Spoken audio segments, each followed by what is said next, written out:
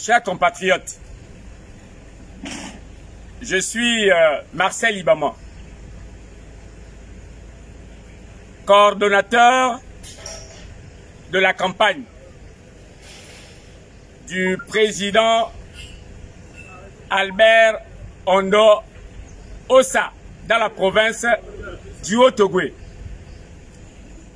Nous venons ce matin pour attirer l'attention de l'opinion nationale et internationale sur la grande fraude qui est en train de se dérouler dans le Haut-Ogooué. Chers compatriotes, c'est du jamais vu. C'est du venez voir. Dans les bureaux de vote, ici, les représentants de l'opposition dans les bureaux de vote, c'est-à-dire le vice-président de l'opposition, l'accesseur et le rapporteur, pour ne citer que les trois là, sont tous issus du Parti démocratique gabonais. Donc, les listes proposées par l'opposition ont été pure et simplement rejetées par le CGE, que ça soit provincial, que ça soit communal, que ça soit départemental, ils ont refusé. C'est une élection ici à huis clos. À huis clos. Et même nos représentants, ils n'ont pas le droit d'être dans la salle où se déroule l'élection. Ils doivent être à l'extérieur de la salle. Et certaines salles sont hermétiquement fermées.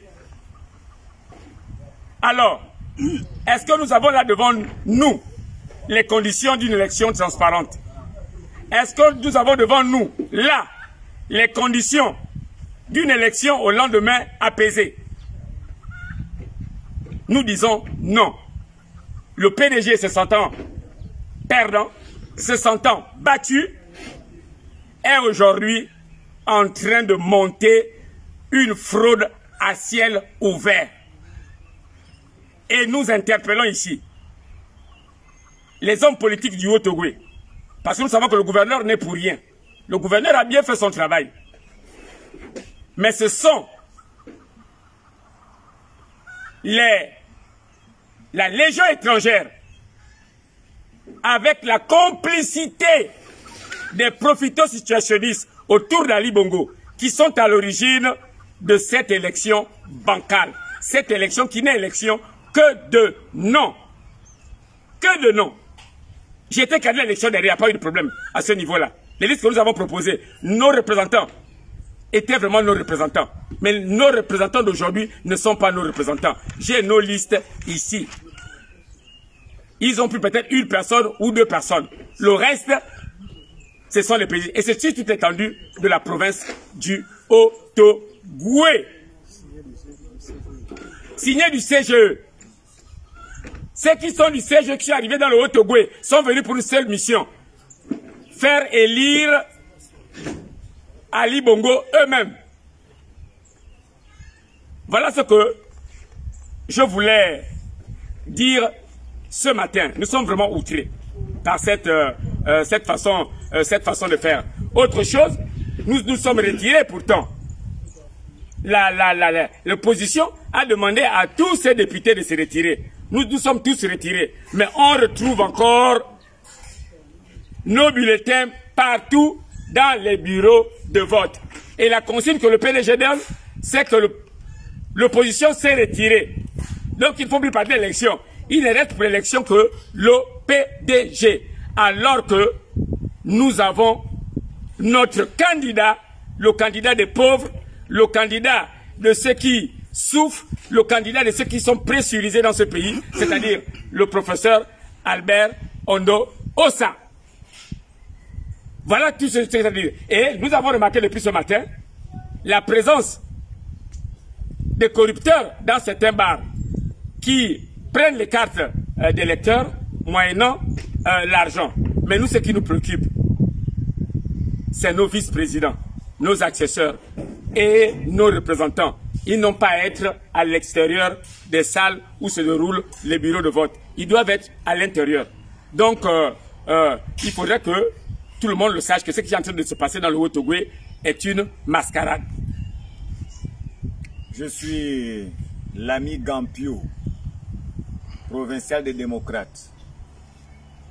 Cumulativement avec mes fonctions au sein de notre groupement politique, coordinateur général de la campagne. Notre candidat à la députation, Marcel Libama, s'est retiré. Mais nous avons la liste de locales. Donc, DUR, qui est notre coalition, pour certains qui ne connaissent pas que veut dire DUR, DUR, c'est une coalition de formation politique de l'opposition dans la province du Haut-Ogooué, plus précisément au 4e arrondissement de la commune de Franceville. Nous avons les démocrates, l'Union nationale, RPM et Réagir. La surprise aujourd'hui, pour la première fois dans le monde entier, peut-être que c'est une innovation dans notre province ou dans le Gabon, où les représentants de l'opposition qui participent à l'élection n'ont pas accès dans les salles où se déroule le scrutin. Pour moi, je me dis que c'est une honte. On ne peut pas penser gagner une élection à huis clos. J'interpelle également l'opinion nationale et internationale pour acter cela. Et nous ne sommes pas contents, nous sommes mécontents. Nous souhaitons que les hautes autorités prennent les bonnes décisions et que nous pensons attendre des urnes une élection apaisée au lendemain. Donc voilà un peu. Je dis aussi que les responsables du centre gabonais des élections ont préparé bien leur coup. Avant cette élection, on avait été invité à une réunion de formation. Nous nous sommes rendus à cette réunion de formation qui a été renvoyée. Et ils ont fait encore une autre réunion qui ne nous a pas été notifiée. Et là, ils ont amené rien que les gens du PDG. Et ils ont fait la formation. Nous n'avons jamais été notifiés de cette réunion. Et aujourd'hui, tout le motif que nous n'étions pas à cette réunion. Et ils n'ont mis que les gens dans cette réunion. Ils n'ont mis dans les bureaux de vote les gens qui étaient à cette formation-là. Mais c'est pas la condition pour être dans le bureau de vote, c'est pas la formation. L'unique condition, c'est le parti, c'est l'opposition qui donne les noms. C'est l'opposition qui donne les noms. C'est pas le formateur de la formation qui donne les noms des représentants de l'opposition. Donc, tout est fait pour faire gagner la personne dont on sait qu'il ne peut pas gagner.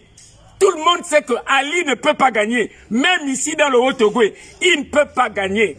Ces députés aussi ne peuvent pas gagner parce qu'ils n'ont pas fait campagne. Le seul qui a fait campagne, c'est Ali Bongo.